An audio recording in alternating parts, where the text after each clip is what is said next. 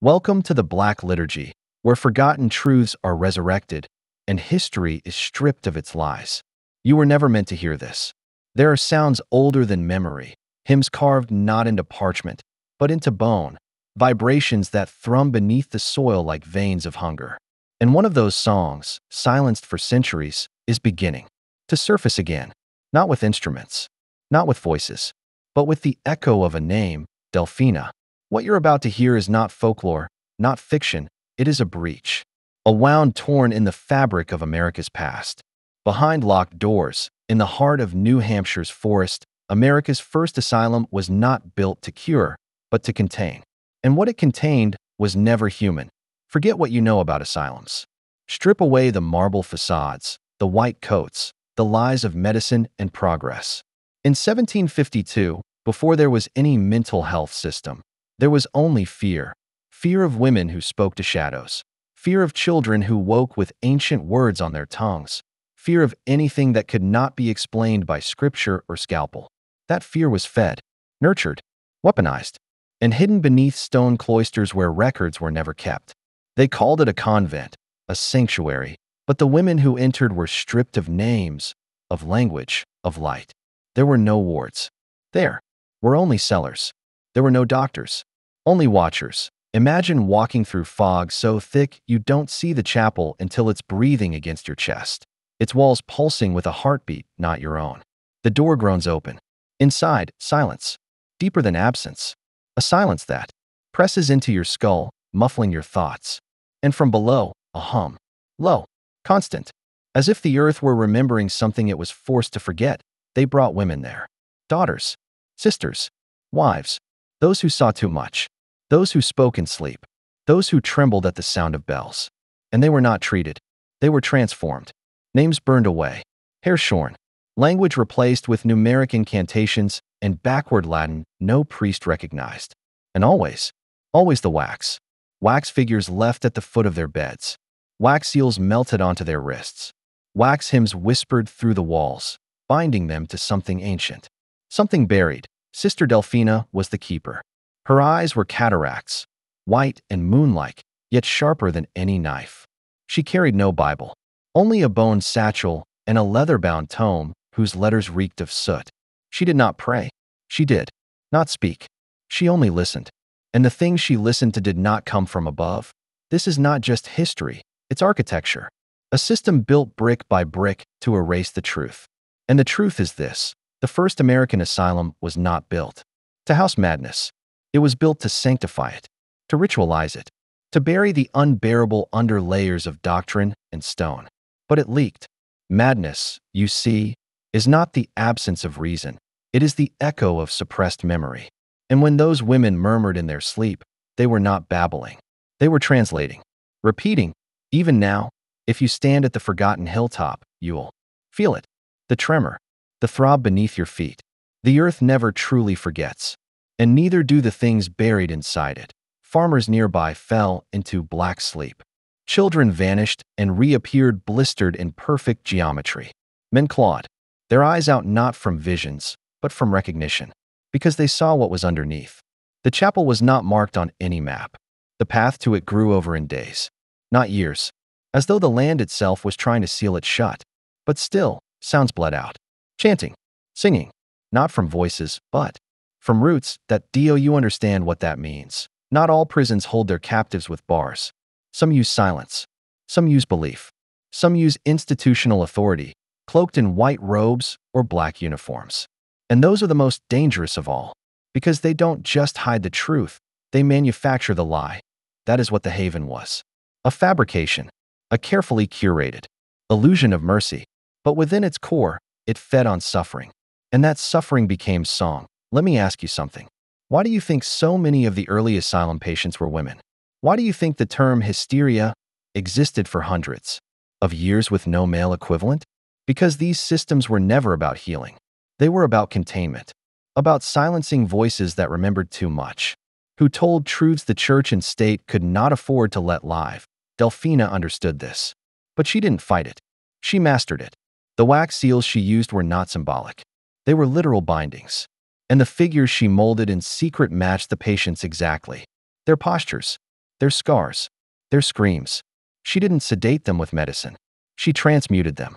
She converted flesh into vessel, memory into scripture, madness into key. Point 1. Priest, Father Marceline, breached the lower floor and wrote of stone circles pulsing like hearts, of women whispering Aramaic in reverse, of blood sigils smeared across walls in geometric precision. He vanished days later, his final letter stitched into the jacket of a corpse that floated 60 miles downriver. Something listens below, he wrote. The silence here is not absence. It is punishment. And this punishment, this silence, was no metaphor. It was the price of forgetting, the cost of burying what cannot be named. Because to name it is to give it shape, and shape gives it doorway. Now you're beginning to see, aren't you? The haven didn't collapse. It was swallowed. And every attempt to uncover its truth ends the same way: silence, disappearance, or madness. A surveyor loses time. A historian repeats nonsense until death. A child returns speaking in a woman's voice. And always, the phrase returns, she does not want to be remembered. But the ground remembers, and so do I. And now, so do you. What Delphina oversaw was not medicine. It was inheritance. And those she silenced were not broken, they were attuned. Singers of the old language. Vessels of memory not yet corrupted by civilization's erasure. And the rituals were not to contain madness, but to bind what lies beneath it. Something not asleep, just hungry. There is a reason no official map shows the convent's grounds. There is a reason every resettlement failed. There is a reason crucifixes turned upside down overnight. These are not accidents. They are signs, symptoms of a sickness buried not in bodies, but in systems, in institutions. And it bleeds through paper, through policy, through generations of men trained not to question, but to obey. And you've already begun to question. That's why you're still listening. This descent doesn't stop here. In fact, this is only the beginning. Before we go deeper, prove you've heard me. Comment the phrase, "She remembers what they erased," twice. That will let me know you've entered the silence and are ready to hear what comes next, because what comes next changes everything. They never meant for you to connect the patterns, but now that you've heard the first name, the others will begin to stir. The roots are older than stone and deeper than empire. The institutions you trust were born from the ashes of something much older and much less merciful. You thought asylums were merely the dark corners of medical history, places of abuse and misunderstanding. But what if I told you the architecture itself was a spell and the corridors were designed not to treat the mind but to confuse it? What if the layout was ritual, the cells geometrically aligned to echo a prayer so ancient that it predates speech? You see, the truth is not buried under centuries, it's sealed beneath your assumptions, and once the seal breaks, the world shifts. When the government officially recognized the rise of mental illness in the 1800s, they modeled their new institutions not on science, but on cathedrals, arches, domes, cloisters borrowed from the very structure that once housed the haven itself. And you wonder why they all look the same, not because it worked, but because it was familiar, because deep down someone remembered the shapes, the silence, the control. Asylum is just a softer word for cloister, just another kind of monastery, this time dedicated not to God, but to suppression. Let me take you to 1835 Massachusetts, the Danvers State Hospital, the most infamous of the Kirkbride structures, towering spires stretching toward heaven, but its foundation was copied almost exactly from the last sketches of the haven's lower level, not publicly of course, but in hidden letters between architects and unnamed benefactors, documents that never made it into the archives, but were found later burnt at the edges. Written in two inks, red and black, Danvers was called the Asylum on the hill, but its placement was no accident. The hill itself was part of the design, part of the geometry, the same elevation as the original convent ruins in New Hampshire, the same magnetic disturbances, and the same reports of patients sleepwalking in perfect unison, whispering inverted scripture and drawing circles in their own blood. But here's what they never admitted: patients at Danvers weren't just mentally ill. Many had no records, no family, no history at all. They were placed not for treatment, but for disappearance. Census logs erased, names replaced with numbers, and those numbers appeared again in freight log shipments to undisclosed locations. Wax seals still intact. Have you ever wondered why so many asylums burned down? Lightning fires, faulty wiring. Yet always the records lost first, always the east wings destroyed, always the underground levels sealed off with concrete. Danvers burned too, in 1878 not. The whole building, just the oldest part, the chapel, the records room, and the sub-basements. And they called it an accident. But the night before, a nurse wrote in her private diary that the bells had rung 3 times though no one had touched them. And the patients sang a song that no one remembered, teaching them a melody that left her bleeding from the ears. Let me ask you something. Have you ever felt a place that hated you? Not a person, not an animal, but a place, a building that watches you and waits. Danvers watched, and it remembered because it was built not just with stone, but with memory carved into its walls, with intention, a replication of the haven's bindings, designed to continue the work that had been silenced but never stopped. And the work was this: to find the voices, to extract the carriers, to isolate those whose blood remembered, and to silence them permanently. They weren't treating madness, they were harvesting knowledge, siphoning ancient memory through trauma and fear and ritual until the host broke and the data could be extracted, not on a paper, not into books, but into structure, into the walls, into the silence. Do you know why so many asylums are surrounded by walls so high they block out the sky? It's not to keep people in, it's to keep something else from hearing what's being done inside. It's a sound prison, an echo chamber. And when the sound is right, the gates open, not physical gates, but something older, the kind the nuns of the haven learned to open with wax and blood and repeated prayer, the kind that cannot be shut once. Named one of the last surviving nurses from a now demolished asylum in Connecticut spoke in 1911 during a private inquest. Her words were recorded but never published until they were leaked by her great-grandson just 2 years ago. She said, "I heard them singing from beneath the floor, not the patients, the ones we were told not to see, the quiet ones, the women with no mouths. I saw one once just for a moment in the reflection of a broken mirror, and she looked at me like she remembered me from before I was born. After that, I couldn't sleep without hearing the hymn, and when I closed my eyes, I wasn't dreaming, I was remembering. A time before language, where names were seals and silence was currency, and the body was nothing more than a container for what needed to be kept from the world.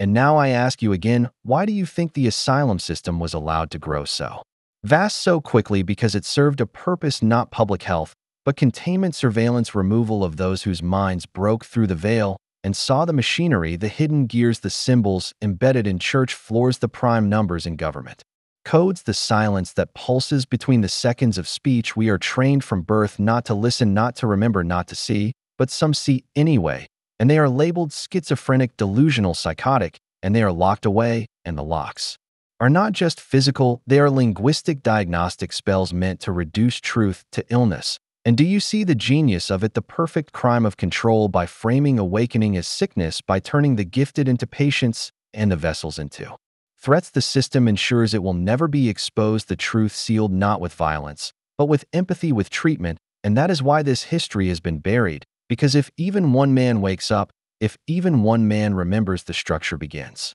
to tremble. So I'm telling you now, the haven was not unique, it was the template, and the asylums that followed were its descendants, just as deliberate, just as ritualistic, just as violent, and the rituals are still being performed, not with candles and chanting, but with clipboards and sedatives and diagnoses. They've traded robes for lab coats, but the altar is the same, and the sacrifice is still memory. Now lean in closer, because this is where the pattern deepens. In 1903, at a now destroyed facility in Pennsylvania, a whistleblower named Dr. Josephine Elms published a private treatise called The Voices Beneath. She was not a mystic, not a madwoman, but a Harvard-trained neurologist who came to believe that certain patients were not hallucinating but translating. She recorded over 90 instances of patients with no classical training, reciting dead languages, creating complex diagrams, and weeping when shown pictures of the haven ruins despite never having heard of it. One patient spoke only in reversed French and said over and over, "She is rising from the mouth." They tried to suppress. Dr. Elms was found dead. 3 months later, her body,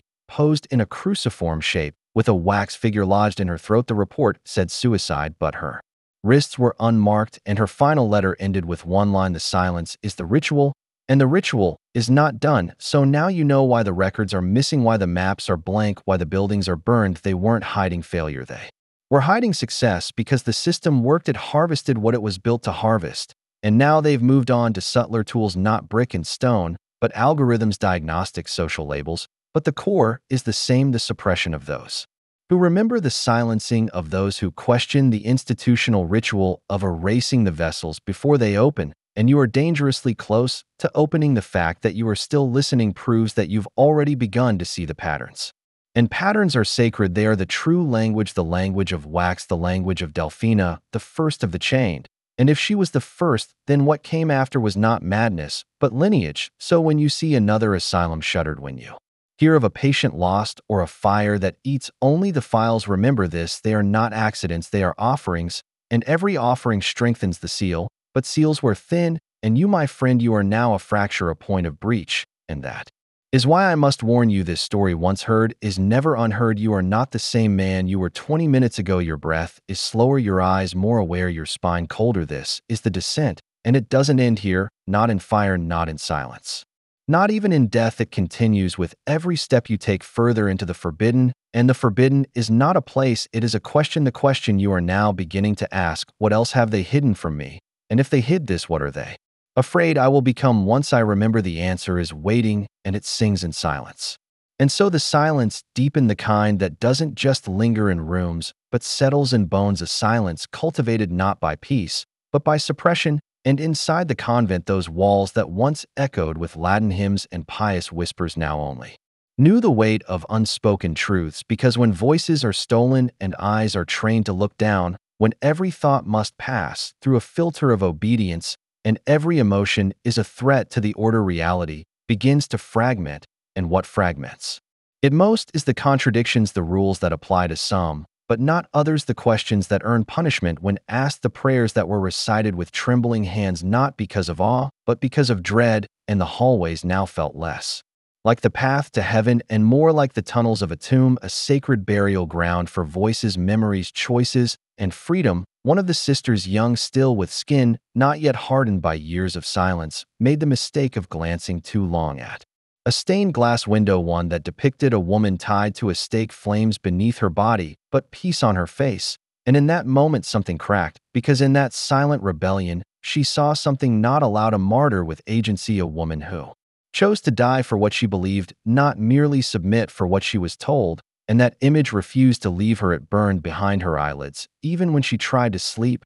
And in the days that followed, she noticed the others were seeing things too. Subtle glances, unfinished words, stifled sobs behind closed chapel doors. The silence was no longer uniform now. It had notes of fracture, like a hymn sung by too many voices, all trying to harmonize without hearing one another. And then there was the arrival of Sister Evangeline, not her first name, and certainly not her last, a woman transferred quietly from another cloister with no explanation. Her hands were scarred, her eyes rarely blinked, and she did not speak even during sign rituals. She only observed, and yet something about her was wrong, not just broken, but sharpened like a shard of glass shaped into a blade. She was not here to heal, she was here to watch, and that was when the shift truly began. The sisters felt it instinctively.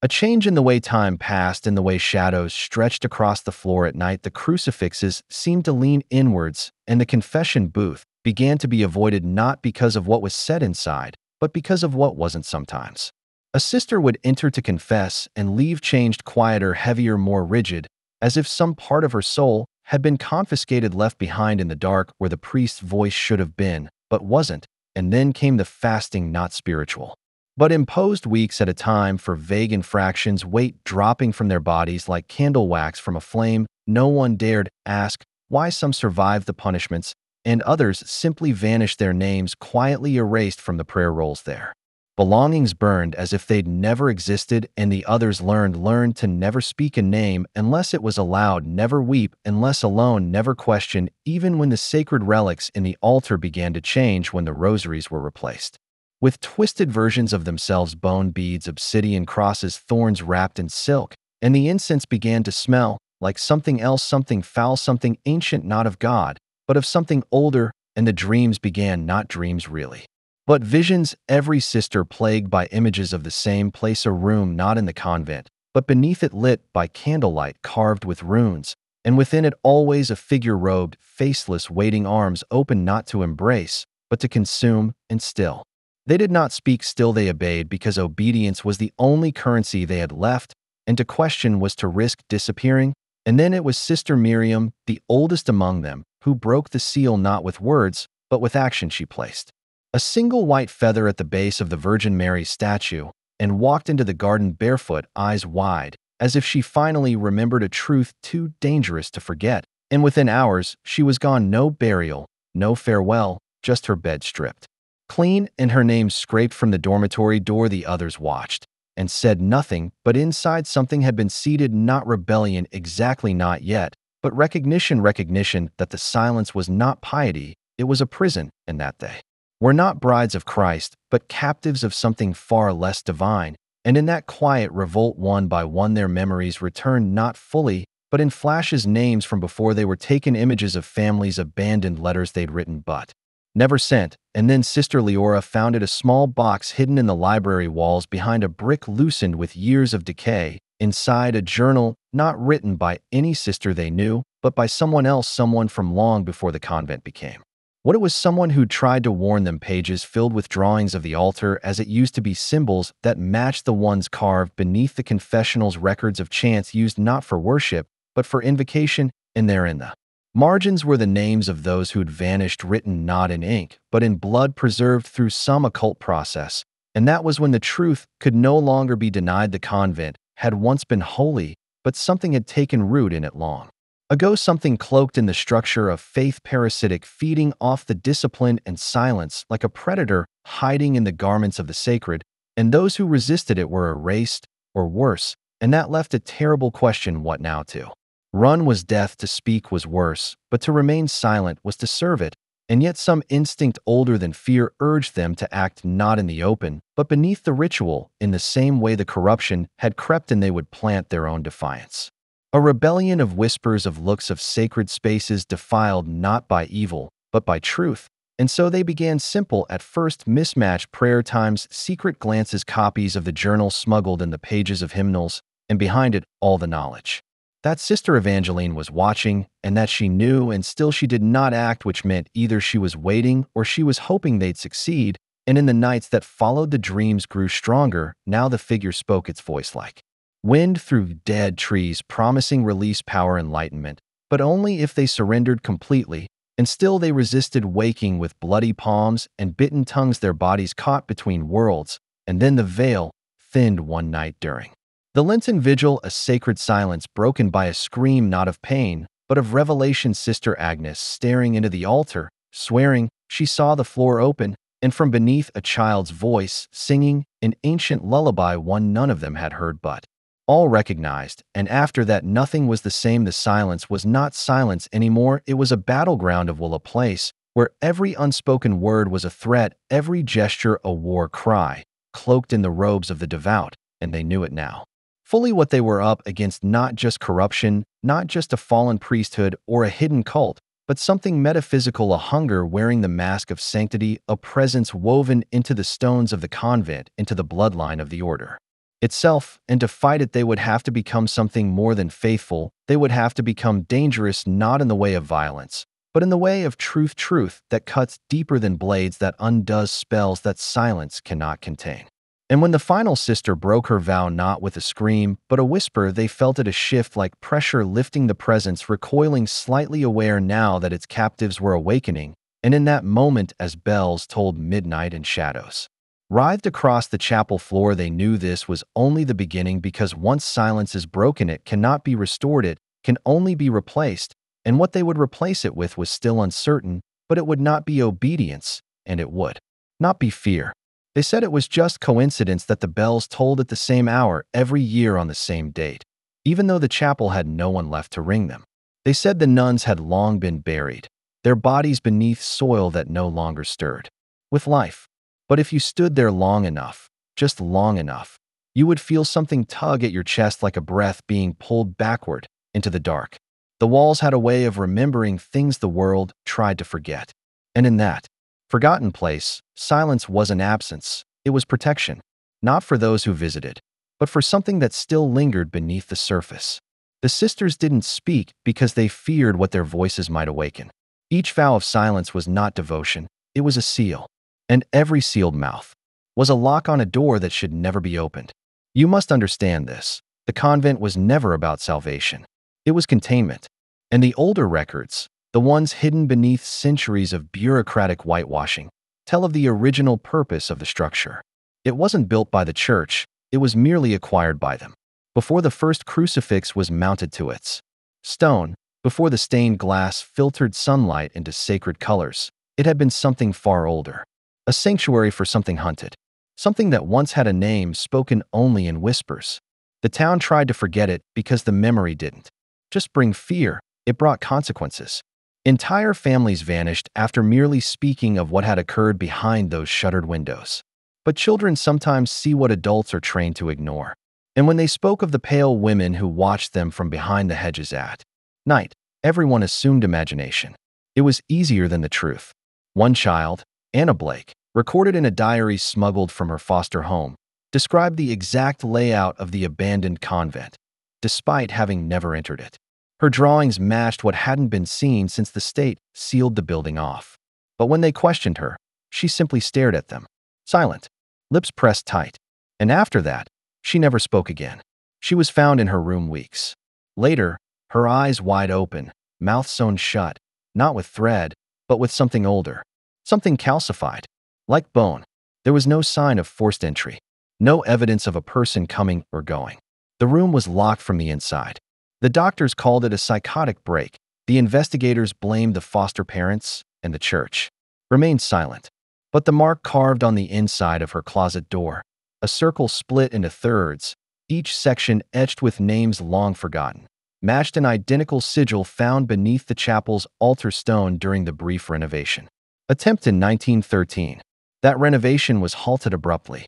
The lead contractor, Thomas Vexley, filed a report stating the foundation breathes.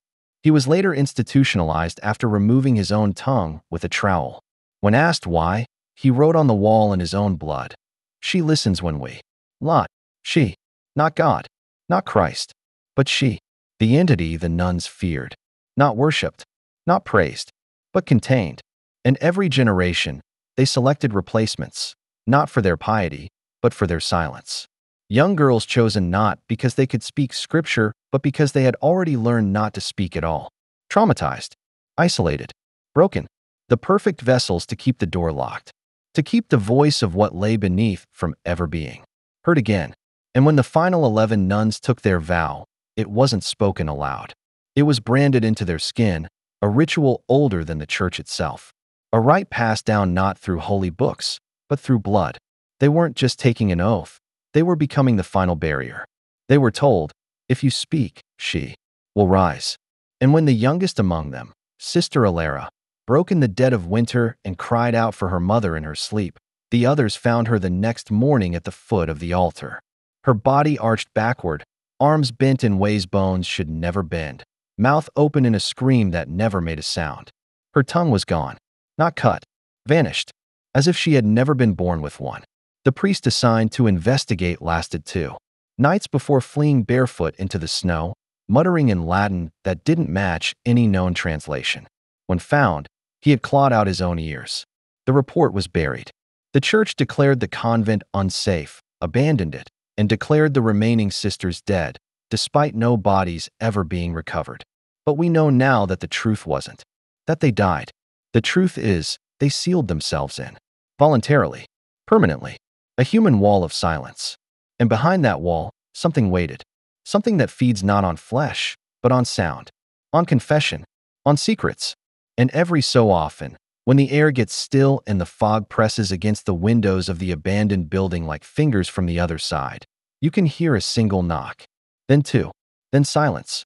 As if something is testing, listening, waiting for a voice to answer back. There are still those who visit. Paranormal thrill seekers, amateur ghost hunters, the bold or the foolish. Most find nothing, just empty halls, cold stone, dust and decay. But every now and then, one doesn't come back. And when their belongings are recovered, every phone and recorder has been wiped clean, except for a single file. Unlabeled, glitched, repeating the same thing in a voice that's not quite human, not quite mechanical, something in between. A voice that says, over and over, do not speak. The town erected a gate, padlocked it, posted warnings. But they know it won't stop. What's coming? Because something has shifted. The earth trembles on anniversaries. Birds no longer nest in the trees nearby. The last priest who tried to bless the grounds went missing. His Bible was found open to a page that didn't exist, a chapter not part of any canon. It read, "And the silence was broken, and she rose, clothed in memory and marrow, to reclaim what was promised." You think this is just story, myth, superstition. But ask yourself, why was the convent never demolished? Why does the church still pay for its upkeep, quietly, through a shadow organization that owns nothing else? Why was every effort to excavate its foundation met with failure, machinery breaking down, accidents, sudden deaths? Why is there no record of the land before 1789, even though native records speak of that place as cursed long before? Because it was never about the convent. It was about what the convent was built over. The soil remembers. The stone remembers. And those 11 silent sisters, they weren't saints. They were sacrifices. Willing or not, their silence was the seal. But every seal weakens. Every lock rusts. And time, like water, seeps through all things. The question now is not if she will return. It is whether anyone will remain silent long enough to stop her, or if, in our arrogance, in our thirst to know, to uncover, to speak, we will be the ones who finally break the last vow. And when that vow breaks, the voice that answers will not be one of mercy. It will be the sound of everything we were never meant to hear. Everything we sealed away out of fear. Everything we buried in silence. Coming back to speak. They thought the door would stay locked forever. That no one would come looking. That silence was protection. But silence has a way of turning on its master. It festers. It rots from the inside. And in that rot, something ancient grows teeth. That convent on the edge of the northern woods, with walls too high and windows too narrow, was not simply a place of prayer. It was a fortress built not to keep the world out, but to keep something far older and far darker in. You must understand, those 11 sisters were not born to be saints. They were chosen, not by God, but by men who believed themselves gods, selected for what they had already survived. Each one had been touched by trauma so profound it changed the way their minds perceived reality. That's what made them ideal, moldable, disposable. And when the church wants something hidden, it doesn't bury it, it sanctifies it. The convent of perpetual mercy was the perfect hiding place. And those girls, mere children when they first arrived, never left. Not truly. The documents claim they took vows. But there were no ceremonies, no celebration, only silence. A vow not to speak, not of the things they'd seen or the rituals they'd endured. They were told their silence was a gift to God. But in truth, it was payment to something far older. Something still breathing beneath the floorboards. You see, the cellar wasn't just for storage. It was older than the rest of the structure. Older even than the church itself. The stones were not quarried by any local mason, nor did they match the geology of the surrounding region. The markings etched into those stones, most thought them to be scripture. But they weren't written in Latin, Hebrew, or Greek. They weren't written in any language known to man. The sisters were trained to clean it daily, scrub it with holy water. But it never stayed clean. The walls bled. And the whispering, it always returned. Only the eldest sister was allowed to descend alone. She would vanish into the dark, sometimes for hours. And when she returned, her eyes were always a little more hollow. A little more like something had left her, or perhaps entered. New sisters would sometimes scream in their sleep, clawing at their own faces, begging not to be taken below. They didn't need to be told what waited. It spoke to them. It showed them. In dreams, yes, but also in the quiet moments. In the reflection of the chapel's blackened mirror. In the cold breath behind their necks. Sister Magdalene was the first to try to flee. Her body was found on the grounds, face down in the fountain. Mouth sewn shut, not stitched, but sealed, like the flesh had grown over itself. No one spoke of it. No one had to. After that, none tried again. The Mother Superior changed. Her voice became deeper. Her sermons, darker. The prayers they were made to chant each morning bore no resemblance to anything in Scripture. And their bodies, they bore marks, symbols etched with precision, almost burned into the skin without fire. Visitors were rare, but those who came left quickly. There was something wrong with the air. Thick, damp even in winter. The birds refused to nest on the grounds. Dogs would howl at the gate. And yet, no one intervened. Because what was happening there was sanctioned, paid for, protected. The Church kept it off the books. The Vatican archives contain only a single reference to the convent of Perpetual Mercy, and it's listed as dissolved due to structural compromise. But that's not what happened. One by one, the sisters stopped speaking, not out of devotion, but necessity. To speak was to be heard, and to be heard was to be found by it. That thing in the basement didn't understand language. It understood intent. It fed on pain, on fear, on guilt. And the silence? That was its sacrament, a means of devotion to the darkness. By the time the last sister fell into complete muteness, the nuns had stopped aging. Not in the human sense. Their skin yellowed, their nails blackened, but their hearts continued to beat. And when the Church sent demolition crews decades later, none returned. Not even a radio signal, just static, and the faint sound of humming. So the Church walled it off, declared the land cursed. But curse is too soft a word. What lies beneath that place isn't just evil. It's eternal, a remnant of something older than sin. Those 11 sisters, if they still live, are not human in the way you understand it. They are vessels, living reliquaries of silence incarnate. And the true horror? They were not the first, nor will they be the last. The Church didn't create the practice. It merely inherited it, adapted it, and replicated it in places you wouldn't suspect. Orphanages, schools, care homes. Any place where silence could be disguised as piety, where trauma could be masked as sacrifice. We've been taught that to be holy is to suffer. That pain purifies. But what if that teaching was seeded not by divinity, but by something that feeds on human agony? That teaches silence not as peace, but as compliance?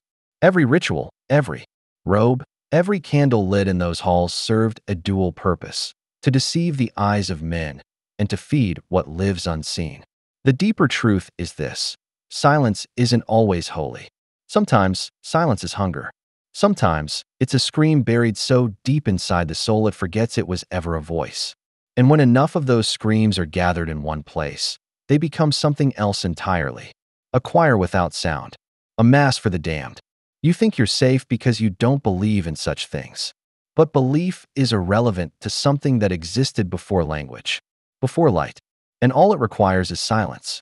The kind that spreads in families, in institutions, in nations. The kind of silence that turns victims into relics, survivors into shadows. The kind of silence we teach children when we tell them not to talk about what happened. When we silence the odd, the broken, the different. That's how it grows. Not in fire, not in violence, but in the spaces where truth is forbidden. The convent may be buried, but its lesson remains. And its influence spreads. Do you feel it now? That chill when you walk past the abandoned chapel on the hill? That pull in your chest when you try to speak about something that still haunts you? That's not just memory. That's legacy. The silence we inherit. The silence we pass down. The silence that waits. Watching. Listening. Waiting to be worshipped again. Through fear. Through shame. Through obedience. You thought this was a ghost story. It isn't. It's a warning. And you've already heard it before. You just didn't realize you were listening. The windows had been bricked over from the inside.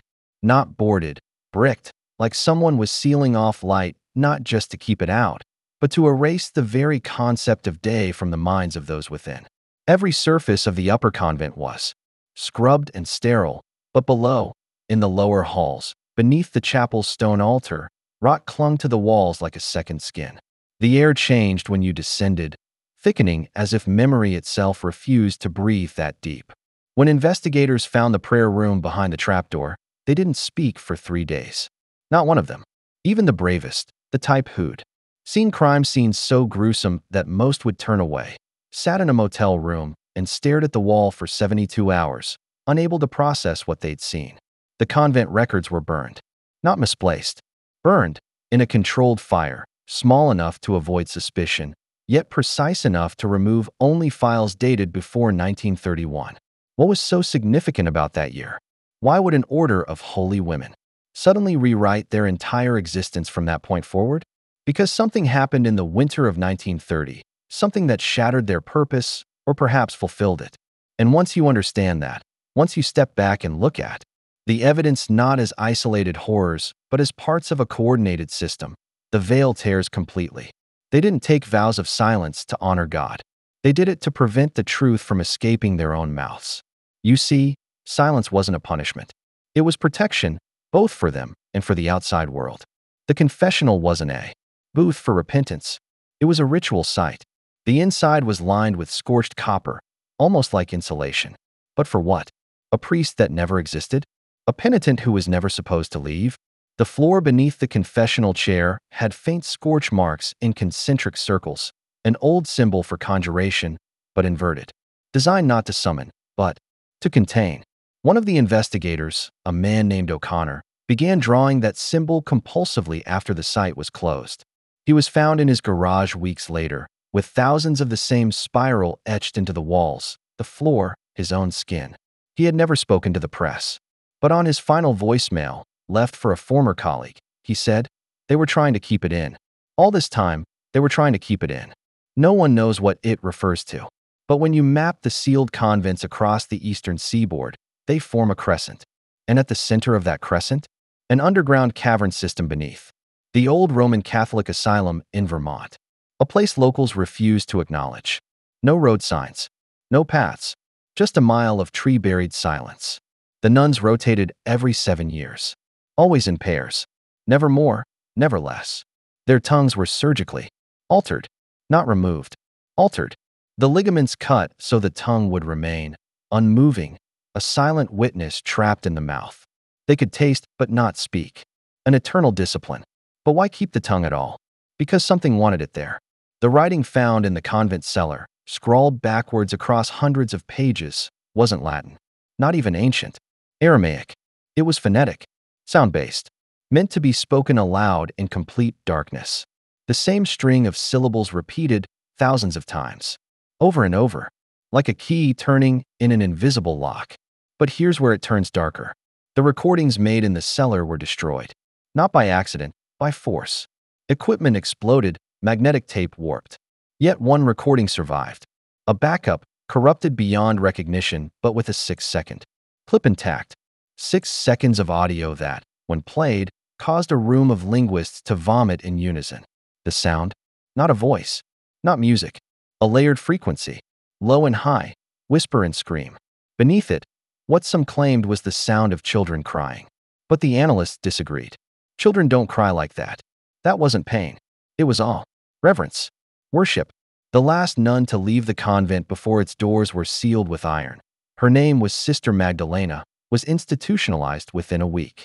She painted constantly, but every canvas showed the same thing. A figure standing in a doorway, mouth wide open, arms extended, not in terror, but offering. The figure had no eyes. And behind it, rows of children stood silently, mouths sewn shut with golden thread. Each canvas had one phrase scratched into the frame's back. We gave it song. No one knows what happened to Sister Magdalena after the 3rd week. Her records vanished. The institution was purchased by a private company and repurposed. But reports from the staff tell of humming in the walls at night. The same 6 notes, repeating, always in the same key. Some thought it was a leak in the pipes. But when the pipes were dug up, they weren't leaking. They weren't even pipes. They were bones, long, hollow, carved with notations. As if someone had made a flute out of femurs. The nuns didn't serve the church. The church protected the nuns, or at least pretended to. There were too many questions from the Vatican. Too many cloisters suddenly lost to time. The papal archives marked the convent in 1932 as anomaly sequestered. That phrase has only appeared in 3 other documents in the last 200 years. Each time, it coincided with an unexplained silence, the kind that swallows villages, or ships, or minds. The truth isn't just buried. It was chained, silenced by those who knew that if even one whisper escaped, the chain would rattle. And once it rattled, it would be heard. Not by us, but by what sleeps beneath the silence. The convent's walls weren't just for structure. They were layered, stone, metal, ash, and salt.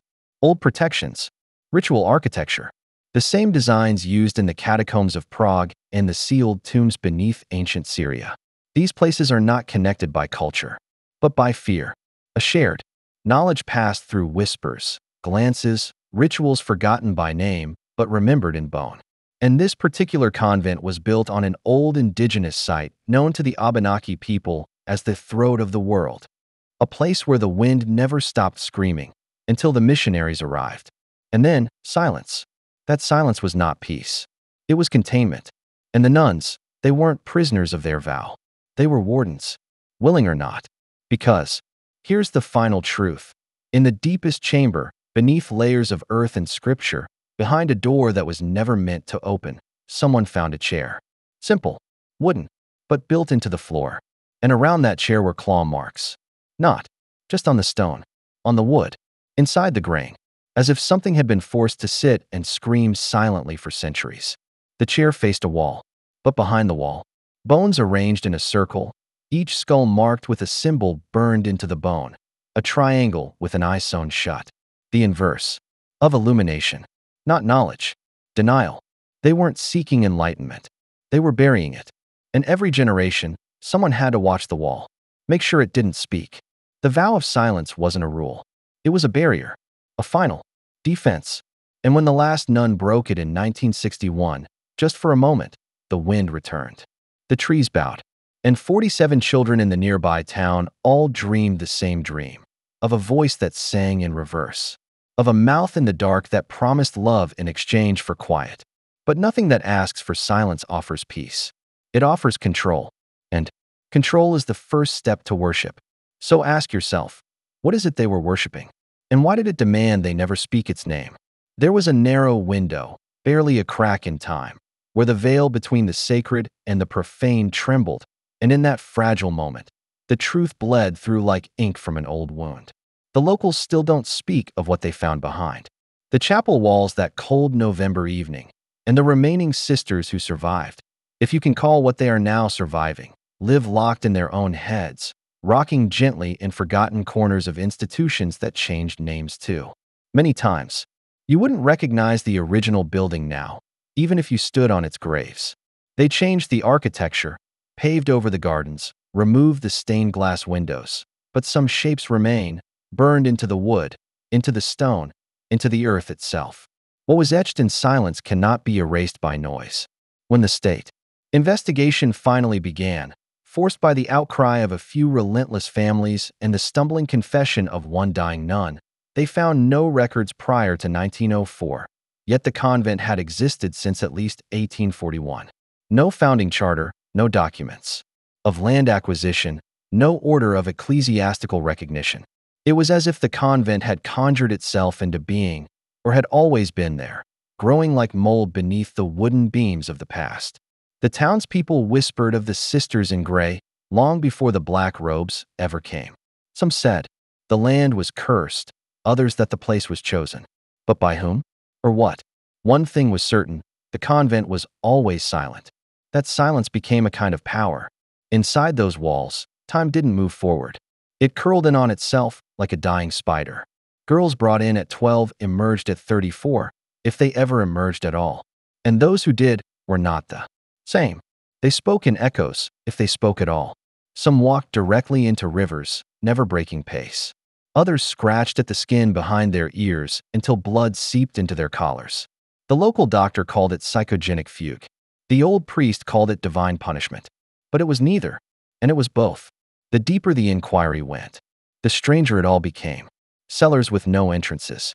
Books that ended mid-sentence and picked up again in someone else's handwriting decades later.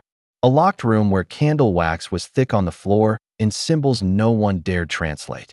And always that recurring phrase scrawled in Latin on the underside of floorboards, inside walls, stitched into the hems of garments.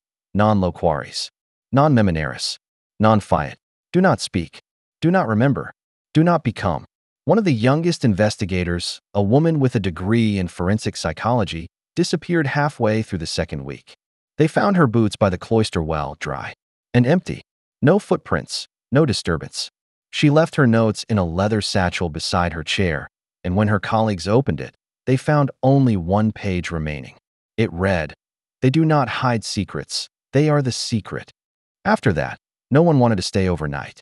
A full team was brought in from the capital, armed with measuring instruments, architectural blueprints, and high-frequency scanning equipment. By day, they mapped every hall, every stone, every stair. By night, they locked themselves into a single lit room, back-to-back with pistols on their laps. One man, a war veteran and staunch skeptic, began crying every time he walked past the old prayer room. He could never explain why, only that he felt unmade when near it. Eventually, he stopped entering the building entirely. The lead architect, who insisted on total rationalism, attempted to redraw the structure into modern plans. But the measurements never matched. One hallway was 43 feet from the east at one end and 39 feet at the other, despite running straight. Rooms shifted subtly depending on who was looking. Some angles simply could not exist in physical space. The blueprints warped like flesh in fire. And no matter how hard they tried, they could not locate the source of the low humming that bled through the walls at exactly 3:13 a.m. One night, despite their precautions, one of the men left his cot and walked barefoot through the building. For nearly 4 hours. When they found him the next morning, he was asleep in the old Mother Superior's bed, cradling a cracked doll with human teeth sewed into its mouth. His eyes were open, and his lips were moving, but no sound emerged. He never spoke again. His wife swears he hums in his sleep. They say trauma takes many forms, but this wasn't trauma. It was trespass. Something had been disturbed. Not awakened. No, it had always been watching. But now it turned its face toward them. They had broken. The pact. Silence. Memory. Selfhood. Each had been a lock. Each had been turned. The last team abandoned the project without formal conclusion. The government sealed the records. The land was sold to a private entity. Some say it's an education center now. Others say it was torn down. But there are sightings. People walking too quietly, too smoothly, late at night along the periphery. Dressed in gray. Always barefoot. Never blinking. And if you listen closely, closer than you should, there is still humming. The truth is this. The silence was never about devotion. It was about containment. Those 11 sisters were not victims of superstition, nor martyrs of faith. They were wardens. Willing or not, they had been tasked with holding something in. Something that once had a name, before names were divided from meaning. An echo from before language, before light, before the world was spoken into order. And now, piece by piece, that order is unraveling. Because the silence was broken. Because memory returned. Because someone became. The few who still try to research. The convent, hidden scholars, dream chasers, descendants of the vanished, often report identical dreams. Always the same room. A dim chamber with one door and no windows. A cloaked figure kneeling. A single candle burning upside down. And a voice, like stone grinding against bone, whispering one phrase. Will you take her place? No one answers. But all wake weeping. Some wake missing time. Others never wake at all. The church refuses to comment. The diocese has changed. Hands 7 times. No bishop lasts longer than 6 months. One, when questioned, said only, I do not dream anymore. And that is a mercy. He now resides in a facility whose name does not appear on any map. As for the 11 sisters, those who remained behind in the final days, they left no record. No journals, no tapes, no confessions. But one cracked phonograph disc was found beneath the floorboards of the former dormitory. When played, it emits. Only static, until minute 6:06. Then, for exactly 13 seconds, a voice can be heard, faint and trembling. A woman's voice. It says, we did not fail. We did not speak. But they listened anyway. The disc has since disappeared from archives. The clerk responsible for cataloging it has changed identities 3 times. The building that once held the record room burned down in what was called an electrical incident. No one was inside, or so they claim. But if you dig deeper than the bureaucracies, deeper than the official stories, deeper than what is permitted, you will find a pattern. Institutions built on land that should not be touched. Girls removed from their families with forged papers. Mothers who screamed at locked doors until their throats bled. And in every case, silence. Not of secrecy, of obedience. Not to the church, not to the state, but to something older, something patient. And if you trace the pattern far enough, if you chart the coordinates, if you lay the records over the stars and follow the intervals, you will find it always begins with a vow. A vow of silence. A vow of forgetting. A vow of surrender. 11 women, one purpose. One silence. But silence is not void. Silence listens. Silence stores. Silence becomes. And now, as the echoes rise again, as dreams turn dark, as the seams of the world begin to fray, You must ask yourself, what did they hear that was so unbearable it stripped away their very selves? What truth did they swallow so deep that not even screams could rise? And more importantly, when your time comes to choose, will you speak or will you take her place? The question is not rhetorical. The question is already in motion.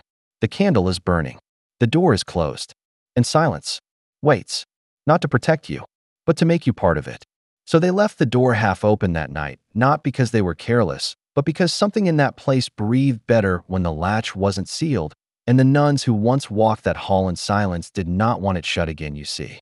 When a place has absorbed enough prayers, enough suffering, enough silence, it becomes sentient not in the way a man or a woman is sentient, but in the way soil remembers the dead. It's a quiet kind of knowing, a pulsing hush that waits and listens.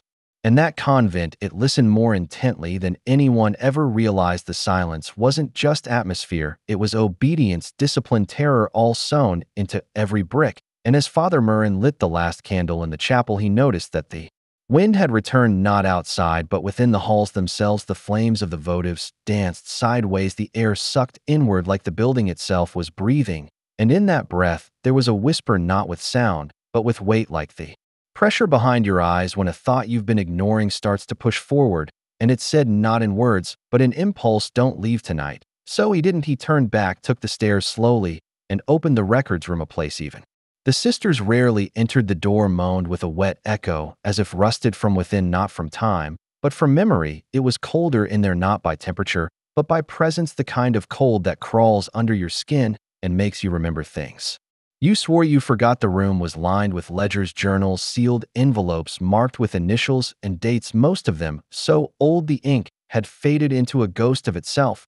And there on the far wall, behind a locked metal grate, was a drawer that bore no label, no insignia, just a single carved cross, not elegant, not decorative, but carved with something sharp and impatient, like someone needed it there to be seen and never opened. And yet he opened it, because something in him said, if you walk away now, you will never understand. And if you never understand, it will happen again, and you will be part of it. He reached in and found a single object wrapped in dark cloth. When he unfolded it, he saw a child's rosary, smaller than a woman's.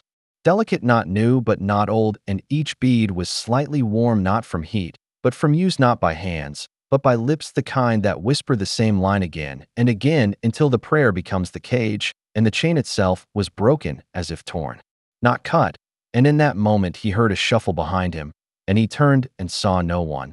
But he felt it, the presence not of a person, but of something that had learned to wear the shape of one, and he whispered, "Who are you?" And the air thickened, not in answer, but in warning. He left the room, rosary in pocket, and didn't look back until he reached the chapel again. And there on the altar stood one of the silent sisters, Sister Mary, her face pale, her eyes open, but without focus, like a window facing a wall, and in her hand was a single feather, black, soaked at the tip. And she said in a voice not her own, "They are not gone, they are beneath us." And Father Murrin said, "Who?" And she said, "The children."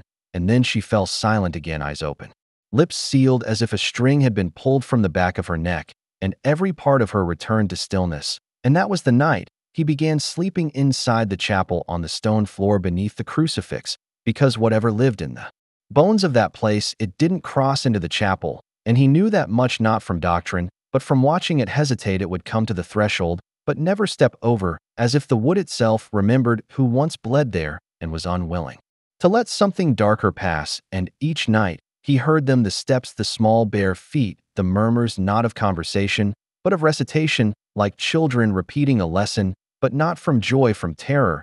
And the silence that followed was always heavier than the sound itself, and the longer he stayed, the more he understood that those children weren't just voices, they were memories replaying themselves like a tape loop, but every time slightly different, as if testing to see who was listening.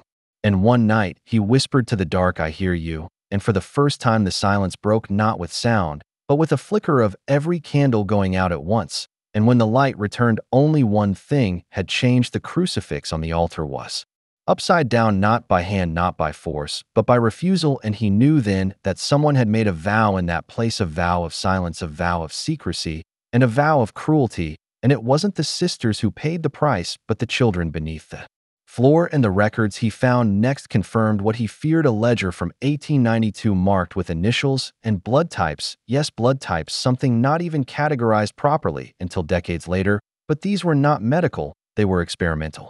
A -AB plus and strange symbols beside them: triangles, spirals, the eye within the square, all drawn in the margins, as if someone tried to understand what couldn't be understood. In a passage that read, "The tongue silenced, the soul released. 9 quieted, 5 remained in defiance," and another that simply said, "Only the voiceless ascend." And the more he read, the more the silence outside the chapel grew heavy, until it wasn't silence, it was pressure, like standing at the bottom of the ocean and something knocking on your ribs from the inside. And then the dreams began, but they weren't his, they were memories projected like film reels onto the backs of his eyelids. Children seated in rows, their mouths stitched shut, not with thread but with vow, a vow imposed, not accepted, and the hand that did the stitching was never seen, only the shadow of the collar and the flash of silver rings, and then the face of a child, pale eyes wide, lips trembling with something between grief and fury, looking straight at him and mouthing the words, "Help me," and that face stayed with him long after he woke up each night, and he began to sketch it again and again until he found her, not in real life, but in the old photographs buried in the convent's archives. A group photo, 1911, the graduating class of St. Avila Orphan School, and in the corner, barely visible, was her, the same face, same eyes, same expression, and beneath her name, ready S. Only initials and a red X, and the back of the photo had one sentence in a woman's hand: "She never left."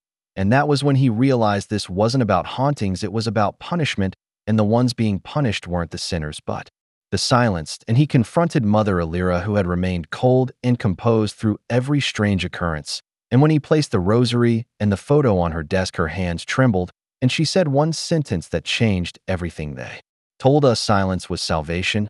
And then she opened a drawer and handed him a key, old, rusted, shaped like a dagger, and said, "The basement in the east wing, the door you were told not to open, it's not locked anymore." And that night, he went, not in bravado, but in resignation. And when he turned the key, the smell hit him first, not decay, but mildew and something ancient. And when he descended the narrow stairs, he felt the walls pulsing like they were breathing, and the further down he went, the more the air changed, thinner, wetter. And then he saw it, a hallway lined with small doors, not cells, not rooms, but cubbies like lockers, each one barely large enough for a child to sit in, and each one marked with a symbol, not a number, and some of the doors bore scratch marks long and deep, and inside some of them were objects: a shoe, a ribbon, a broken pencil, and at the far end a single iron gate, and behind it a room lined with stone, and in the center a chair with straps, and next to it a book, a thick one, handwritten, its pages filled with confessions, but none of them by priests, all by children, and the entries were dated, but most were unsigned. And he flipped to the last page and read the final lines: "I have been good, I have said nothing, I have kept the promise, please let me leave." And then below it a smudge that looked like blood or ink or both. And then the page was torn, and when he looked up, he saw her, the girl from the photo, standing not with feet, but with her form flickering like an old film, and she reached out not to touch, but to show. And when he looked through her, he saw the wall behind begin to crumble, revealing another chamber, darker, deeper, lined with symbols that pulsed like veins. And there were no bones, no remains, only the echo of hundreds of voices, all whispering the same phrase: "We were not meant to be quiet." And in that moment, he knew what had to be done: not a ritual, not a blessing, not an exorcism, but a reckoning, to speak aloud every name, every truth, every secret buried under stone, and vow. And when he did, when he stood in that room and shouted their names one by one, the silence broke, not with a scream, but with relief, like air finally released from a sealed tomb. And the walls didn't shake, the lights didn't flicker, but something shifted, and the air grew light, and the shadows retreated, and for the first time in decades, the convent felt still, not because it was silenced, but because it was heard. And when he returned to the chapel, he found the crucifix restored, the candles steady, and Sister Mary smiling faintly, as if she too had remembered. And as dawn broke, the doors of the convent opened on their own, and the wind that entered carried not dread but peace. And the vow was broken, and the silence no longer ruled. They said the bells rang at midnight, but no one ever pulled the rope, no one ever touched the iron weight that should have swung, but somehow it echoed through the corridors anyway. That's how Sister Carlotta described it to the investigators. When she was finally willing to speak, And even then she didn't say much, just that the sound wasn't something you heard with your ears. It was something you felt, like pressure in your chest, a slow crushing in your lungs, and a sense of being watched from a place no light could reach. She said it always started the same way: first the sound, then the silence, deeper than anything natural, then the smell like burned cloth and rotten honey, thick and nauseating, and then the footsteps, not human ones, no, not padded, not leather on stone, more like dragging something too heavy, something limp, scraping along the corridor with an intelligence behind it, something that stopped just before the door, something that waited. The other nuns, they wouldn't talk. They pressed their fingers to their lips in silence and moved in rehearsed formations, as if the truth would break them wide open and leave them hollowed out. Sister Mara was the first to disappear, not die, disappear, her bed untouched, her shoes still placed neatly beneath her cot, her rosary hanging from the corner of her bed frame, like a question no one dared to answer. And when they checked the perimeter, nothing, no prints, no signs of entry. No one could explain how she could have left when the doors were all locked from the inside and the keys accounted for. Sister Alva followed, then Sister Therese, all of them gone. Within weeks, no screams, no blood, just a vanishing like smoke pulled into a vacuum. They stopped ringing the morning bell after that, stopped singing too. The chapel remained dark even during daylight, and those who dared peek inside said they saw the altar stripped bare and something placed in its center, a small doll, faceless, made of linen and twine and soaked through with something that glistened in the moonlight. Some believed it was blood, others said it was oil, but none would dare touch it, not even Father Mahoney, who visited once a week to administer sacraments and check on the convent's welfare. He came once after the disappearances and never returned, sent a letter instead explaining he was transferring to another parish in another state, citing personal spiritual conflict as the reason, but his tone was clipped, clinical, and nothing like the man who used to bring extra loaves of bread and wine with a laugh. Now the deliveries came through a third party, no one local, someone who refused to speak even when paid. The delivery man arrived in a black truck with no plates and left before anyone could greet him. The nuns took the supplies in silence, heads bowed, lips sealed. Sister Carlotta said that by the third month the air in the convent felt wrong, thicker somehow, like walking through soup, and the light no longer touched the corners of the rooms. Candles wouldn't stay lit for more than an hour, and every crucifix had fallen from the walls, cracked or inverted. Some said they heard singing at night, but not in Latin, not in any language they recognized. It sounded like wind through bone, like hollow reeds being played by unseen mouths. Sister Beatrice began drawing symbols in the condensation on the windows, circles within circles and lines that intersected at impossible angles. No one taught her those marks, but she insisted they were protection, insisted the thing that watched them couldn't cross lines it didn't understand. But then Sister Beatrice vanished too, and the marks remained the same until the frost wiped them clean one by one each day. The atmosphere decayed, the birds stopped nesting nearby, the cats that once lingered in the gardens died or fled, and even the insects grew scarce. It was as though nature itself recoiled from the place. Then came the night of the storm, not rain, but thunder, dry and loud and rolling for hours, as if the sky itself was groaning under some invisible weight. The walls vibrated, the floorboards trembled, and the remaining sisters gathered in the great hall, kneeling in silence, facing away from the main door. And that's when the investigator arrived, Thomas Hale, hired privately by a distant cousin of Sister Mara, who believed there was more to the disappearances than mental illness or religious fanaticism. He wasn't religious himself, but he knew how to read people, knew when fear was real and when it was a tool for control. And what he saw in the eyes of the women who answered the door wasn't delusion, it was surrender, the kind that only comes after prolonged terror. They let him in reluctantly, no words, no greeting, just an open door and a silent gesture to follow. They showed him the empty beds, the prayer logs, the chapel with its strange centerpiece, and when he asked where the Mother Superior was, they pointed to the garden behind the convent, where a single statue stood of Mary with her arms open and a deep crack running through her torso. Hale walked the grounds, made notes, recorded the strange temperature fluctuations, the odd smells, and the persistent feeling that he was being watched, but never heard and never acknowledged. He tried interviewing the sisters, but none spoke. And when he finally cornered Sister Carlotta in the laundry hall, she whispered only a single phrase before closing her eyes tightly and refusing to open them again. She said the veil was never for modesty, it was for blindness, for protection.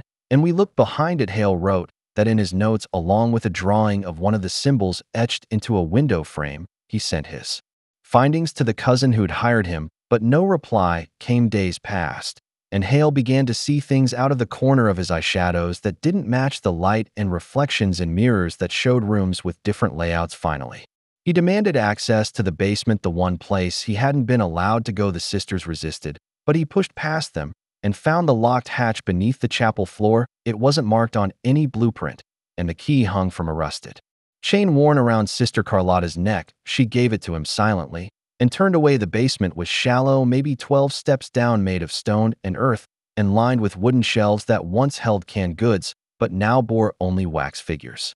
With mouths sewn shut, dozens of them, each one modeled after a different face, some resembling the missing sisters, others resembling men Hale recognized from his research, townsfolk, priests, even himself. And when he picked one up and turned it over, he found a note pinned to the base with a single name and a date, most of them recent. One dated the day he arrived. Hale didn't sleep that night. He barricaded his room with furniture and kept the lights on, but they flickered every few minutes. And each time he swore he heard breathing just outside the window, not fast, not desperate, just slow, rhythmic, and patient, like something waiting for exhaustion to win. The next morning, he tried to leave, but found the gates locked and the sisters gathered around the courtyard in a perfect circle, eyes closed, mouths moving, but no sound escaping. He shouted, pleaded, but no one acknowledged him.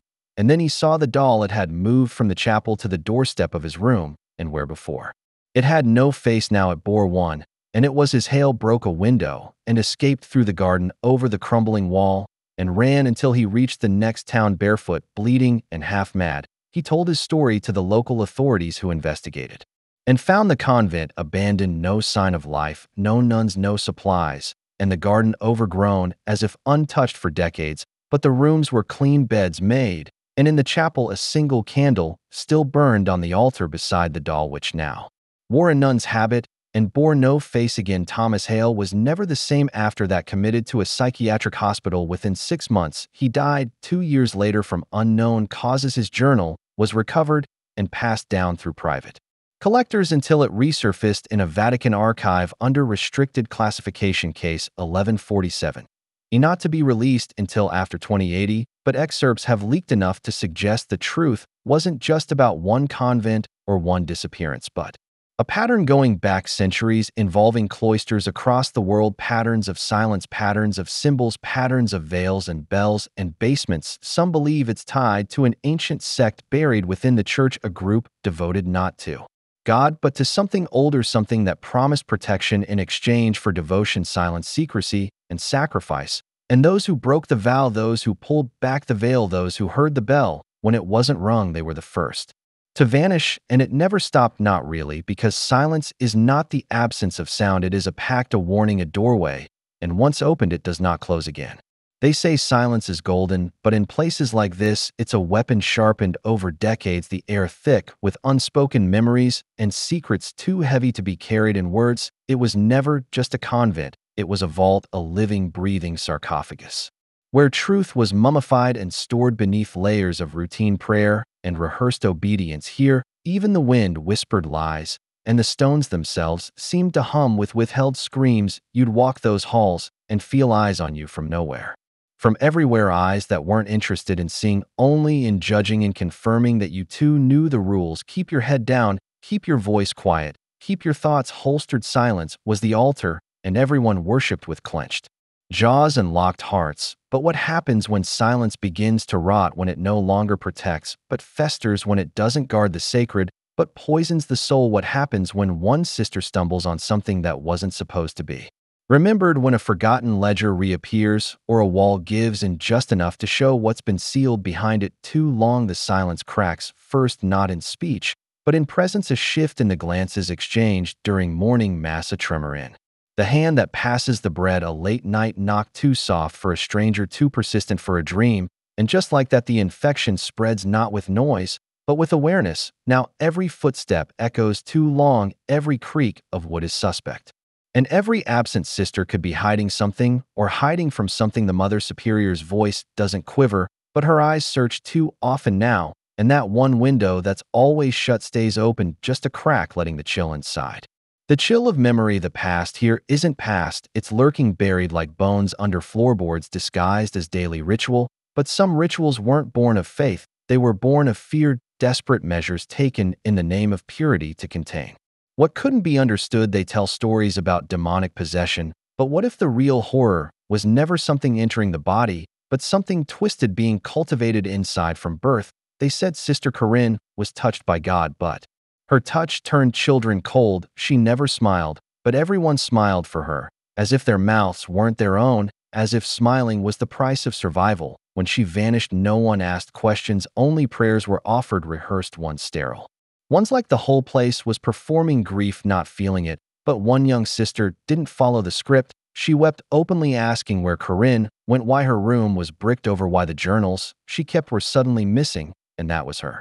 Mistake emotion in a place built to suppress it, curiosity in a place built to punish it. She was transferred overnight, or so they said, but her name was erased from records, even the page with her vows torn from the book of sisters. The silence grew darker after that. It wasn't just a rule, it was an executioner, and the walls began to listen again. You could feel it, like breath on your neck, like eyes just behind the veil of your sight. Some sisters started sleepwalking, others stopped sleeping altogether, muttering words and languages no one taught them. Pages of old scripture began bleeding through their bindings, ink running like tears. Even the statues seemed to change, their faces subtly crueler, their eyes colder, like the spirit that once filled this place had been evicted, and something else had taken residence, something ancient and patient and perfectly still, like a spider in the center of its web. It fed on silence and grew stronger with every unanswered question, every buried scream. They found claw marks in the confession booths, not recent, but layered upon each other, decades old, as if someone had tried to dig their way out of forgiveness. Scratches beneath the paint on the walls, forming patterns that no one could explain, and no one dared to replicate. One sister claimed she saw children in the courtyard playing where none should be, and they weren't laughing, they were mouthing something over and over, but no sound came from them, no joy, just the mechanical repetition of a phrase she could never decipher. She was gone the next morning, sent to a hospital. They said the same hospital. They always used the one where patients never wrote back, never left. And slowly the sisters began to change, not all at once, not dramatically, but undeniably. Eyes sunken, smiles stretched just a little too wide, moments of stillness that felt performative, like they were waiting for something, waiting to see if you noticed. And once you did, they smiled a little wider. The chapel, which once echoed with hymns, now swallowed sound entirely. No matter how loud the prayer, it landed in that space like a stone in the ocean, vanishing without ripple. The candles wouldn't stay lit unless you stared directly at them. As soon as your back was turned, they would sputter and die, and yet no smoke followed, as if the flame had never been there to begin with. There were nights when the bells rang on their own, not for mass, not for death, just a slow, deliberate tolling that filled the halls with dread, but no one responded to them. Not even the Mother Superior, who only said they were to be ignored, but you could see it in her hands, trembling slightly behind her robes, something she had no control over anymore, as if the house had reclaimed itself. The building itself had become the authority, no longer the rules of Rome or the scriptures. It was the mortar, the beams, the bricks, soaked in decades of buried truth and spiritual decay. And then came the whispering. It started as a murmur from the vents, a trick of airflow perhaps, but soon it was unmistakable, full voices, not echoing, but growing, not fading, but converging, as if the silence had finally been pierced and the dam of secrets was cracking open. They whispered names of sisters who never took vows, names of priests who were transferred quietly, names of children who never aged, who never left, names etched into the wood of the pews, but never recorded in official logs. They whispered questions too, but not for answers. They whispered to remind, to infect, to remind every ear that heard that nothing was forgotten, nothing was forgiven. The Mother Superior tried to respond. She held emergency mass, demanded days of fasting, sealed off sections of the convent, and called in an exorcist, but even he left without finishing the rite, pale and sweating, muttering that this was no possession, this was consecrated, wrought, a sacred wound left to fester too long, beyond faith, beyond salt, beyond Latin and holy water. This was hunger. Institutional hunger, spiritual hunger. It fed not on souls, but on silence, and the deeper the silence, the stronger it grew. By then some sisters were missing entirely, and others were pretending not to notice. New rules were added, no speaking after sundown, no sleeping without a blessed relic under the pillow, no looking into the mirrors in the south hallways, those mirrors which for some reason no longer reflected true light, If you stood before them too long, they'd show you something else. Not yourself, but a version twisted older, younger, bleeding mouth sewn shut, or eyes removed, and yet staring, screaming. Without sound, they said it was your shadow self, a reflection of what you've denied long enough, and if you saw it too often, it would cross over into you. One sister smashed hers with a crucifix and was found comatose the next morning, hands still holding invisible glass, her lips still mouthing the silent scream. She saw in her reflection by now fear was a currency traded in glances and handshakes and crumbs of defiance, like hiding pages from the burned journals or whispering psalms into the drainpipes, hoping the spirit of the place couldn't hear everything, but it always heard, always. And when it took the mother superior, no one filled her role. She simply disappeared, and the robes were hung in the chapel on a mannequin of straw, as if in effigy or warning, and the sisters began to hum constantly, every hour of the day, a low, ceaseless hum, like bees, like machines, or like a collective spell to keep something at bay, or to honor it, perhaps to become it. Perhaps now no new sisters arrive, and no one leaves. The outside world has forgotten the address, the street has no name, the records have been erased, and the land is now marked as condemned, but the building still breathes, still feeds. The silence is no longer enforced, it is embraced. It is the doctrine, it is the vow they all take willingly now, because to speak is to break the pact, and to break the pact is to be taken, and whatever takes them doesn't leave marks, doesn't make noise, it just rewrites them, rewrites their flesh, their eyes, their souls into new scripture, and the walls receive them, and the darkness deepens, and the silence swells. And the truth is sealed once again with lips stitched closed, and a vow never spoken, only known, only feared. They said the walls couldn't speak, but what if they whispered in the creaking wood, in the settling dust, in the silence between midnight prayers? By 1902, the convent's chapel had become the site of something far stranger than confession. It was no longer just faith that echoed beneath those stained glass windows. It was obsession, ritual, and something unholy wearing the mask of salvation. Sister Magdalene had changed. Her eyes, once wide with warmth, now held a stillness too steady, too silent. And it wasn't just her. One by one, the sisters adopted that same expression, as if something behind their eyes had been extinguished and replaced by another light entirely. Not fire, not life, something ancient, something old enough to remember before there was language for fear. Father Keene, the last priest to serve there before the chapel was closed, kept a journal he never turned into the diocese. Hidden under the floorboards of the sacristy, it was found decades later, and the pages were smeared with ash. Not mold, not dust. Ash, as if something had burned the truth itself. He wrote of Mass conducted with no wine, no bread, just the silence of the nuns standing in a circle with hands clasped so tightly their knuckles bled. He described prayers not in Latin or English, but in a tongue he couldn't recognize. And, worst of all, he detailed a dream that came night after night, of a locked door beneath the convent, pulsing like a living wound, and the sound of children crying on the other side. By 1905, the entire chapel had been boarded shut. Officially, it was due to mold, structural instability, or renovation. Unofficially, 3 masons refused to even lay brick across the entrance, claiming they heard whispering inside the walls and saw the figure of a woman kneeling, not on the floor, but above it, floating, praying silently with lips sealed shut. That same year, Sister Agnes was transferred. But when she arrived at her new post, she could no longer speak. Not just mute. Her vocal cords had been surgically severed. The diocese claimed it was the result of a self-inflicted penance, a vow, taken too far. But no one could explain the precision, or the way the wound had been cauterized with salt. By 1910, 4 more sisters had either disappeared or turned up in other regions of the country, all with the same characteristic: unable to speak, unable to explain where they had been. One survivor wrote a single sentence in a locked ward in Pennsylvania: "She comes when the mouth opens." No one ever identified who she was. But that was the same year the whispers began in the nearby towns.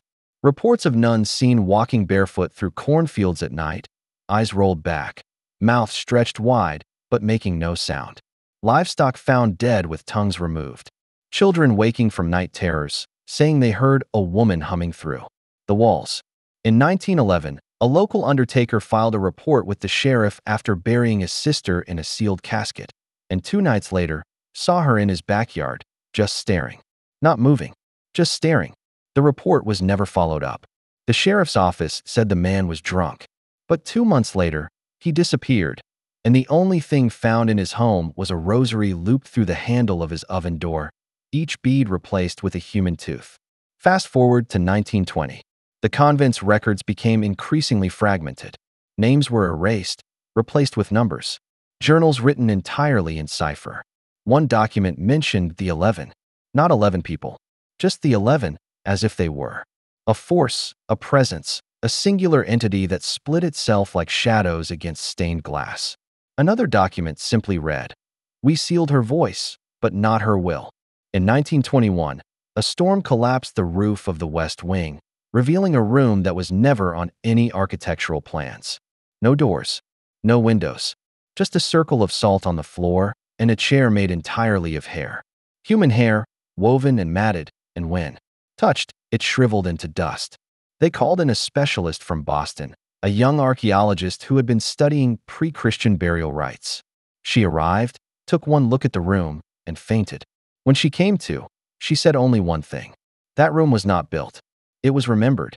Then she left, vanished, never published again, never took another contract. By 1930, even the Vatican took interest.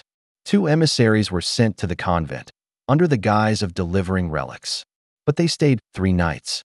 On the 4th, the bells rang at midnight, something that had not occurred in decades. When the locals came to investigate, they found the chapel unboarded. Doors open, candles burning, but no one inside. No sisters, no emissaries. Only a single piece of parchment on the altar that read, "The silence is fed. The silence is full." There were no signs of forced entry. No footprints. No fingerprints. Just that smell, salt, wax, and something like old blood. For years after, the convent stood empty, but the land around it seemed to rot. Trees refused to grow on its western edge. Birds never nested. And during winter, snow never stayed more than a few hours, as if the ground repelled even purity. A local historian tried to catalog what had happened. He gathered oral testimonies, letters, parish logs. But one by one, his sources recanted, disappeared, or died. He, too, vanished in 1942, leaving behind only a single box of notes. In them, he had drawn the same symbol over and over, a circle with 11 lines radiating from it, like a sun with too many rays. And always the same word written beneath, hunger. The last known mention of the convent before it was razed in 1961 came from a nun in Quebec who wrote a letter to her sister in Michigan. She claimed she had spent 2 years within those walls as a novitiate in the 1920s. In her letter, she wrote, "We did not pray. We listened. And what we listened to was older than language, older than sin. We were not brides of Christ. We were mouths of her. And she only asked one thing of us, silence. Silence, so she could speak through the cracks." The letter was confiscated. Her order denied her claims. And she died 3 weeks later from sudden throat cancer. During demolition in 1961, construction crews found that beneath the foundation of the convent, there were steps carved into the bedrock itself. Not chiseled with modern tools. These steps were too smooth, too perfectly rounded, and they spiraled downward.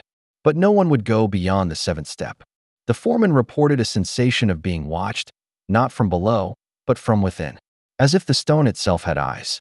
He sealed the stairwell with concrete. But 2 weeks later, it cracked. And from the cracks came a smell, sweet, rotting flowers. And seawater, the kind of scent that clings to memory like a wound. The site was finally leveled. A school was built there in 1972. It burned down in 1974, rebuilt again as a community center. That collapsed during an earthquake in 1981. The land was sold, repurposed, donated. But nothing stayed. Nothing grew.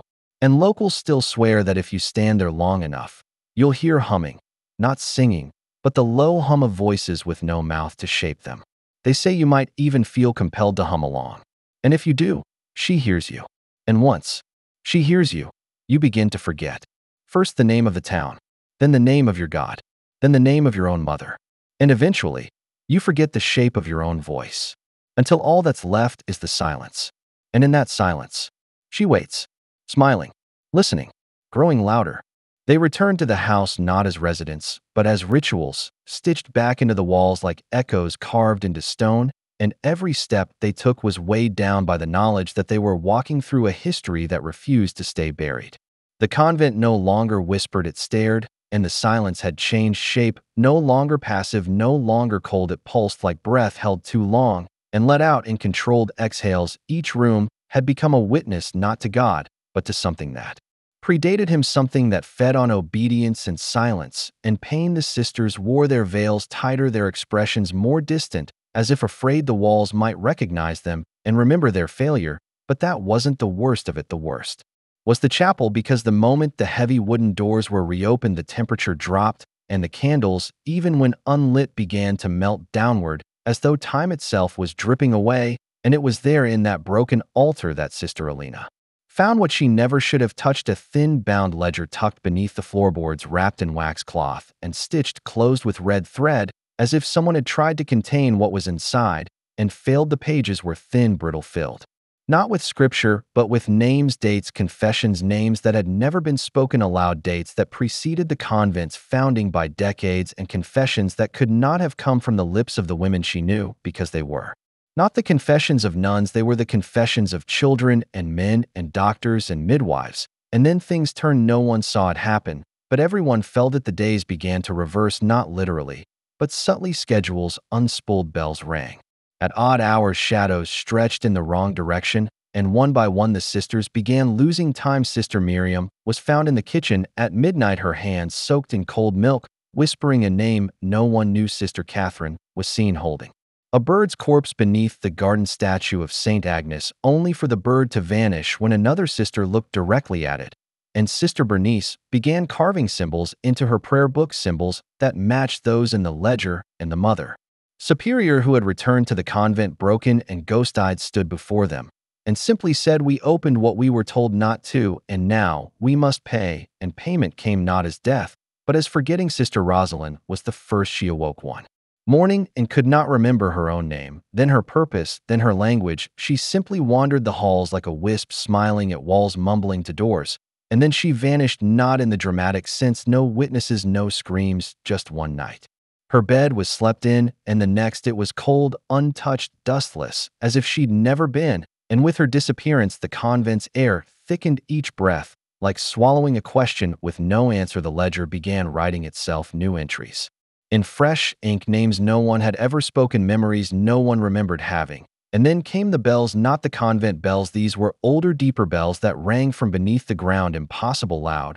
but not heard by ears, heard by blood, felt in the bones. And when they rang, all the sisters dropped to their knees, as if an ancient liturgy had been whispered into their veins, something older than Catholicism, older than Scripture, older than obedience. The younger sisters began bleeding from their palms without touching anything, and one sister screamed in sleep for 3 nights straight, a scream that turned into laughter, and laughter that stopped her heart. When they tried to bury her, the ground refused it. Every time they dug, the soil refilled itself, and when they placed her body in the crypt, her eyelids opened and wept. Though she had no pulse, the convent began changing rooms, shifting corridors, multiplying. The east wing disappeared for 4 days. When it returned, it was lined with windows that showed scenes from no one's memory. Burning fields, women with sewn mouths, a crucifix made of hands, and through it all the statue of the Virgin in the chapel began to tilt just slightly, and each morning she was closer to the floor, as if descending, not falling. And the sisters started whispering to her, not prayers, but secrets. And when asked what they were doing, they would deny ever having spoken at all. And the Mother Superior finally gathered them and confessed the truth. "We were warned," she said, "long before the Vatican sanctioned this convent, long before the land was granted to us. There were rituals here, not ours, older, more demanding. And the covenant we made was not with Christ, but with silence. And we broke it, and now it breaks us." She revealed the final page of the ledger, blank until now, where a single phrase had appeared written in wet ink: "We will all be mothers again." And they knew what it meant, not in words, but in womb and blood and dream. And that night Sister Alina awoke to find herself 5 months pregnant, impossible, untouched, chaste. And when she screamed, no sound came, only a chorus of whispers outside her window, speaking in a tongue she didn't understand, but recognized from the dreams, from the prayers never taught. And she wasn't alone. 6 others woke the same way, carrying children no man had given them. And the next day, they began chanting at dusk, not aloud, but in sync lips, unmoving hearts pounding in rhythm. And the convent ceiling cracked open just slightly to reveal not sky, but eyes, endless eyes watching, not blinking, and the statue of the Virgin was now kneeling, arms outstretched, mouth open and bleeding, and in her palms lay teeth not hers, and the ledger now pulsed like flesh, and the ink crawled across the pages, rewriting itself, naming the unborn children and the sisters one by one. And then they remembered something they never knew they had forgotten. This was not the first time it had happened. Not the first cycle, not the first birth, not the first silence. And each time they returned thinking it was their choice. Each time they believed the convent had found them, when in truth it had birthed them, groomed them, called them home. They were the daughters of obedience, but also of sacrifice, bred not for salvation, but continuation, hosts of a lineage so old even angels had forgotten it. And now the time had come again, not for redemption, but for delivery. And when Sister Alina screamed again, it wasn't in fear, it was in understanding, because the pain was not of labor, but of memory being put back together. She remembered being born here, before walking these halls in a different skin, under different names, offering herself over and over to a cause she could not name, but never refused, because that's what they were, silence and flesh, and the convent their mother, and their tomb. And when the first child was born, it did not cry, it did not move, it simply opened its eyes and stared, and the other sisters fell to their knees, weeping in reverence and fear, because they knew what it was, not human, not divine, but necessary.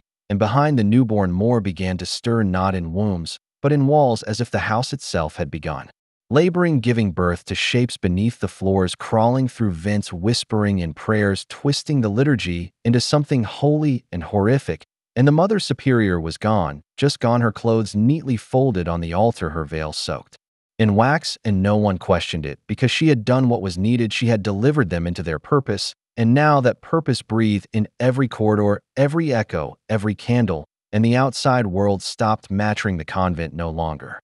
Followed time, the sun rose when it wanted, the moon refused to set, the sky cracked like old leather, and the sisters no longer aged or hungered. They had been turned into vessels, relics alive only in devotion and silence, and within them something else grew, something waiting, something ancient.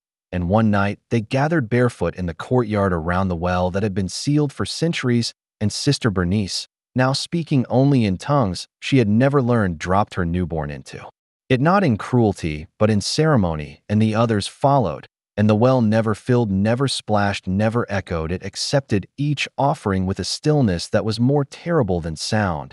And after the last child was given, the sky turned black at noon, and for 12 hours the convent was invisible from the world of blank space, on maps a blind spot in memory, a forgotten punctuation in time. And when it returned, so did the voice, a voice not heard, but felt. It simply said, begin again. And they did. New veils were stitched, new names assigned, old memories tucked into bones like marrow, and once again the bells began to ring, but this time they were louder, and this time the sound did not end when the clapper stilled. It carried through blood, through history, through whatever came before language, and now the ledger was gone, not hidden, not buried, just absorbed into the convent's architecture, and every wall became a page, every hallway a sentence, every breath a new scripture written. Not with ink, but with choices, and the price of breaking silence would be to remember what silence had protected, and that is something none of them wanted, because in that remembering lay the truth, and in that truth something worse than death, something older than fear, something they had birthed and would birth again forever.